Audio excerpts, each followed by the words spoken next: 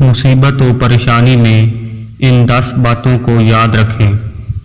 پہلی بات، آپ اس پریشانی میں اکیلے نہیں ہیں۔ دوسری بات، اللہ جو کرتا ہے بہتر کرتا ہے۔ تیسری بات، نفع نقصان کا مالک صرف اللہ کی ذات ہے، اس لیے صرف اسی سے لو لگانا چاہیے۔ چوتھی بات، جو تمہیں مل گیا وہ تمہارا نصیب تھا، اور جو نہیں ملا تمہارے نصیب میں نہیں تھا۔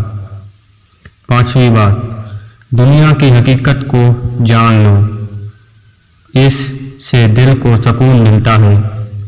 چھٹی بات، اللہ کے بارے میں اچھا گمان رکھو۔